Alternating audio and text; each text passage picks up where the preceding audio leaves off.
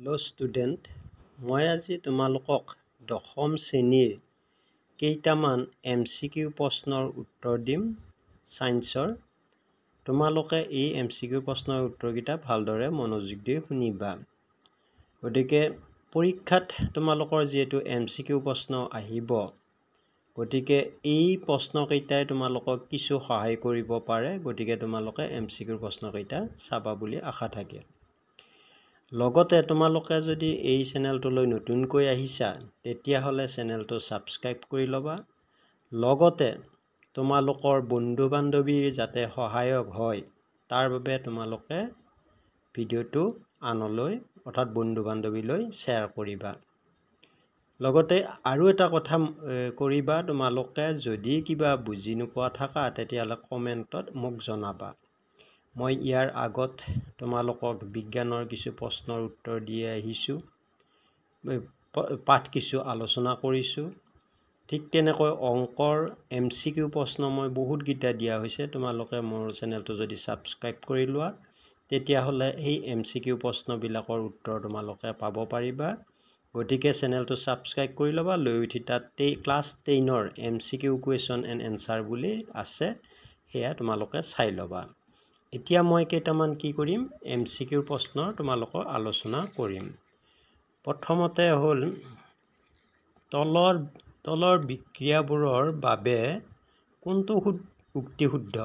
এতিয়া Fe2O3 plus twice Al2O3 plus Fe। আমি ৰাসায়নিক বিক্ৰিয়াৰ সমীকৰণ তাতে সংযোজন বিক্ৰিয়া, বিয়োজন বিক্ৰিয়া, অপহৰণ বিক্ৰিয়া এনেকুৱা পাইছিলোঁ। ইয়াতে আইৰণ অক্সাইডৰ লগত এলুমিনিয়ামৰ যেতিয়া বিক্ৰিয়া ঘটিল, আইৰণ অক্সাইডৰ পৰা এলুমিনিয়ামে আইৰণটো কি কৰিলে, অপসাৰিত কৰিলে। গতিকে এই বিক্ৰিয়াটো কি হ'ব, ইয়াতে আমাৰ অপশ্যন দিছে আইৰণ জাৰিত হৈছে। ইয়াত জাৰণ হৈছে নে বিজাৰণ হৈছে সেইটো সুধিছে। আমি জাৰণ আৰু বিজাৰণ বুলি ক'লে আমি কি বুজোঁ? অক্সিজেন যোগ হ'লে তাক জাৰণ বুলি কয় আৰু অক্সিজেন অপহৰণ হ'লে তাক কি বুলি কোৱা হয়, বিজাৰণ বুলি কয়। এতিয়া আইৰণ জাৰিত হৈছে বুলি কৈছে, ইয়াত আইৰণ জাৰিত হোৱা নাই, আইৰণৰ পৰা অক্সিজেনটো আঁতৰি গৈছে, নহয়, এইটো আইৰণ বিজাৰিত হৈছে। গতিকে আইৰণৰ পৰা অক্সিজেন যিহেতু আঁতৰি গৈছে, গতিকে আইৰণটো বিজাৰিত হৈছে, গতিকে বি নাম্বাৰটো শুদ্ধ হ'ব। বাকীকেইটা কি হ'ব, অশুদ্ধ। অম্লৰ তীব্ৰতা নিৰ্ভৰ কৰে তাৰ, ইয়াতে দিয়া আছে অপশ্যন, উৎপন্ন কৰা H+ আয়নৰ সংখ্যাৰ ওপৰত। দুইটো দি আছে উৎপন্ন কৰা OH- আয়নৰ সংখ্যাৰ ওপৰত। 3 নম্বৰ দিছে উৎপন্ন কৰা OH- আৰু H+ আয়নৰ সংখ্যাৰ ওপৰত। আৰু 4 নম্বৰ দিছে ওপৰৰ এটাও নহয়। গতিকে আমাৰ ইয়াতে কি আছে, এই অম্লৰ তীব্ৰতা অৰ্থাৎ H+ আয়নৰ ওপৰত নিৰ্ভৰ কৰে। গতিকে 1 নম্বৰটো হ'ব উৎপন্ন কৰা H+ আয়নৰ সংখ্যাৰ ওপৰত নিৰ্ভৰ কৰিব। ঠিক তেনেকৈ কোনো বিক্ৰিয়া নঘটাকৈ তলত উল্লেখ কৰা কোনটো দ্ৰৱক এলুমিনিয়ামৰ দণ্ডৰে লৰাব পাৰি। গতিকে এলুমিনিয়ামৰ দণ্ডৰে লৰাব লাগিলে এলুমিনিয়ামতকৈ কম সক্ৰিয় ধাতু হ'ব লাগিব। গতিকে ইয়াতে আইৰণটো এলুমিনিয়ামতকৈ বেছি সক্ৰিয়, ঠিক তেনে জিংকটোও বেছি সক্ৰিয়। কপাৰটো যিহেতু আইৰণতকৈ কম সক্ৰিয়, কপাৰটো যিহেতু আমাৰ কিয়তকৈ এলুমিনিয়ামতকৈ কম সক্ৰিয়, সেইকাৰণে কপাৰ ছালফেট দ্ৰৱটো লৰাব পাৰিব। তলৰ কোনটোৱে ধাতু আৰু অধাতু দুয়োটাৰে বৈশিষ্ট্য দেখুৱায়। আমি ধাতু আৰু অধাতু দুয়োৰে ধৰ্ম দেখুওৱা মৌলবোৰক কৈছিলোঁ ধাতুকল্প। তেতিয়াহ'লে ইয়াতে কোনটো হ'ব, এটো হ'ব ধাতুকল্প। দুটা স্নায়ুকোষৰ মধ্যৱৰ্তী স্থানৰ নাম হ'ল, ইয়াতে দিয়া আছে আমাৰ এক্সন, ডেনড্ৰাইট, চাইনেপ্স আৰু চিলিয়া। গতিকে ইয়াতে কোনটো হ'ব, চাইনেপ্সটো হ'ব।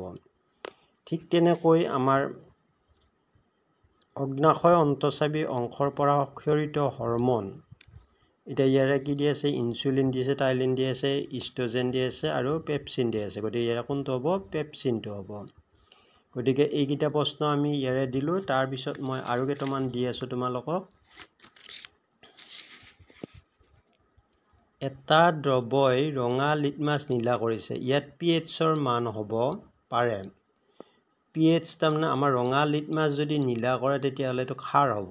ক্ষাৰৰ pH-ৰ মান 7তকৈ বেছি, 7তকৈ কম হ'লে সেইটো অম্ল হয় আৰু 7তকৈ বেছি হ'লে ক্ষাৰ হয়। গতিকে আমাৰ ইয়াতে কি আছে এইটো 1 দি আছে 4 দি আছে 5 দি আছে গতিকে আমাৰ pH সমান কোনটো হ'ব D10 টো অৰ্থাৎ ক্ষাৰৰ pH যেটো 7তকৈ ডাঙৰ তেতিয়ালে এইটো উত্তৰ হ'ব ঠিক তেনেকৈ তলৰ কোনটো ধাতুৱে ঠাণ্ডা পানীৰ লগত প্ৰবলভাৱে বিক্ৰিয়া কৰে যেটো ধাতু অধিক সক্ৰিয় সেইটো ঠাণ্ডা পানীৰ লগত প্ৰবলভাৱে বিক্ৰিয়া কৰিব গতিকে ইয়াতে সোডিয়াম ক্যালসিয়াম আইৰন আৰু কি দি আছে আইৰন দি আছে আৰু কি দি আছে এলুমিনিয়াম দি আছে গতিকে ইয়াৰ আটাইতকৈ বেছি সক্ৰিয় ধাতু হ'ল সোডিয়াম গতিকে সোডিয়ামটোই ঠাণ্ডা পানীৰ লগত সহজতে বিক্ৰিয়া কৰিব গতিকে এইটো উত্তৰ হ'ব ঠিক তেনে মৌলৰ পৰ্যায়বৃত্ত তালিকাৰ পৰ্যায় এটাত বাওঁফালৰ পৰা সোঁফাললৈ পাৰমাণবিক ব্যাসাৰ্ধ ক্ৰমান্বয়ে কি হৈ যায় বাঢ়ে ইয়াত কি হ'ব বাঢ়ে হ'ব ঠিক তেনে পাইৰুভেট অণু ভাঙি কাৰ্বন ডাই অক্সাইড পানী আৰু শক্তি উৎপন্ন হোৱা বিক্ৰিয়াটো সম্পাদিত হয় ক'ত সাইটোপ্লাজমত কোষকেন্দ্ৰত ক্লোৰোপ্লাষ্টত মাইটোকন্ড্ৰিয়াত গতিকে এটা উত্তৰটো হ'ব কি মাইটোকন্ড্ৰিয়াত ঠিক তেনেকৈ তলত উল্লেখ কৰা কোনবিধ উদ্ভিদৰ সঞ্জীৱনী পদাৰ্থ হ'ল আমি পাইছিলো অক্সিন জিবাইলিন সাইটোকাইনিন এপসাইচিক এসিড গতিকে ইয়াতে ইনসুলিনটো নহয় থাইৰক্সিনটো নহয় গতিকে সাইটোকাইনিন গতিকে উত্তৰটো হ'ব সাইটোকাইনিন গতিকে এইকেইটা প্ৰশ্নৰ উত্তৰ দিলো মই আৰু কেইটামান প্ৰশ্নৰ তোমালোকক উত্তৰ দি আছো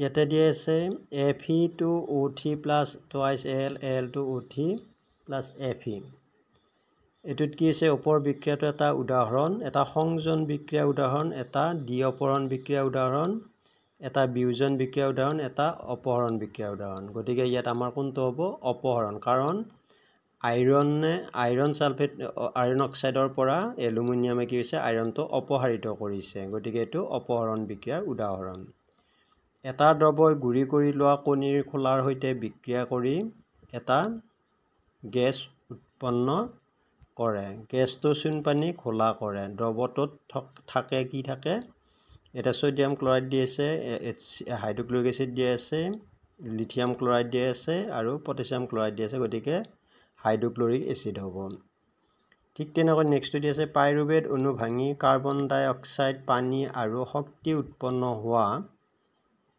বিক্ৰিয়াটো সম্পাদিত হয় সাইটোপ্লাজমত মাইটোকন্ড্ৰিয়াত কোষকেন্দ্ৰত আৰু ক্লোৰোপ্লাষ্টত ইয়াতে উত্তৰটো হ'ব মাইটোকন্ড্ৰিয়াত ঠিক তেনেকৈ মগজুৱে কি কাম কৰে ভাব আৰু চিন্তা কৰা হৃদপিণ্ড স্পন্দন নিয়ন্ত্ৰণ কৰা তাৰপিছত দেহৰ সমতা ৰক্ষা কৰা আৰু ওপৰৰ আটাইকেইটা ইয়াতে ওপৰৰ তিনিওটাই কাম কৰে গতিকে ইয়াত অপচনটো হ'ব 4 নম্বৰ ওপৰৰ আটাইকেইটা তাৰপিছত সমস্ত অংগৰ এটা উদাহৰণ হ'ল আমাৰ বাহু আৰু কুকুৰৰ আগঠেং এটো সমস্ত উদাহৰণেই ঠিক তেনে আমাৰ দাঁত আৰু হাতীৰ দাঁত এটো সমস্ত উদাহৰণ আলু আৰু ঘাঁহৰ শিপা সমস্ত উদাহৰণ গতিকে ওপৰৰ আটাইকেইটাই হ'ব তলত দিয়া কোনটো পদাৰ্থ লেন্স তৈয়াৰ কৰিবলৈ ব্যৱহাৰ কৰিব নোৱাৰি এতে দিয়া আছে আমাক পানী দিয়া আছে প্লাষ্টিক দিয়া আছে কাঁচ দিয়া আছে মৃত্তিকা গতিকে শুদ্ধ উত্তৰটো হ'ব মৃত্তিকাটো হ'ব এনেকৈ আমি কিছুমান কি কৰিব পাৰো প্ৰশ্নৰ উত্তৰ আমি MCQ প্ৰশ্নৰ উত্তৰ জানিব পাৰো গতিকে তোমালোকে যদি আৰু কিবা জানিবলগীয়া থাকে তেতিয়ালে সুধি লবা এটা নেক্সট এটা মই প্ৰশ্ন আকৌ কৈছো কি কৈছো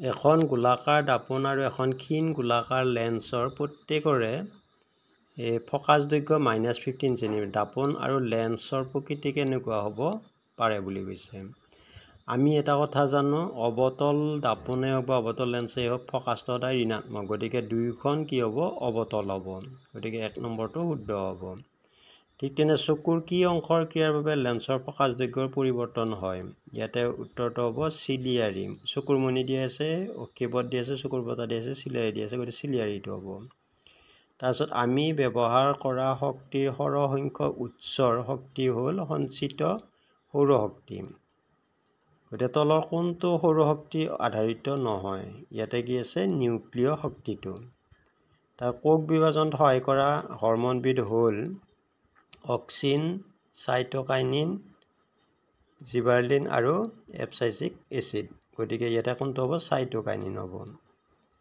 থাইৰক্সিন হৰমনৰ অভাৱত শৰীৰত হোৱা বেমাৰবিধৰ নাম কি গতিকে এটো প্ৰশ্নৰ থাইৰক্সিন অভাৱত হোৱা বেমাৰবিধৰ নাম তোমালোকে এটো চাই লবা মই এই প্ৰশ্নবিলাকৰ উত্তৰ পিছত দি দিম এতিয়া মই অপচনেল প্ৰশ্নকেইটাৰ উত্তৰ দিলো ইয়াৰ পিছত যদি তোমালোকৰ আৰু কিবা লাগে তেতিয়াহলে তোমালোকে কমেন্টত জনাবা মই তোমালোকক পাৰ্য মানে সহায় কৰিবলৈ চেষ্টা কৰিম এইখিনি মই প্ৰশ্নৰ উত্তৰ দি তোমালোকক সামৰণি মাৰিছো গতিকে যদি তোমালোকে ভাল পাইছা তেতিয়াহলে চেনেলটো সাবস্ক্ৰাইব কৰিবা বুলি আশা থাকিল এইখিনিতে মই ক্লাছটো সামৰণি মাৰিলো ধন্যবাদ